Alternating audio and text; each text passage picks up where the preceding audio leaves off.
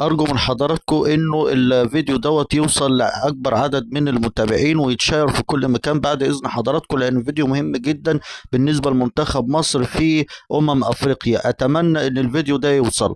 يا جدعان، المفروض إن إحنا نوصل صوتنا بإن اللعيبة الشباب دي المفروض هي اللي تلعب في منتخب مصر في المنتخب الأول.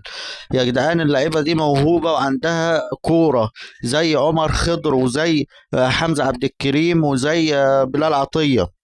اللعيبة دي عندها كرة وعندها حماس وعندها شغف.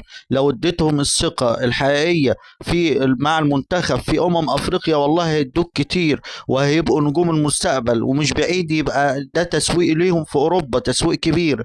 أتمنى الرسالة توصل. كفاية بقى نعتمد على الجيل القديم اللي ما قدمش حاجة للكرة المصرية.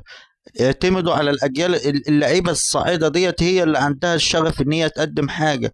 بلال عطيه لعيب جامد ولعيب كبير. عمر خضر لعيب برضو كبير. حمزه عبد الكريم مهاجم عالمي.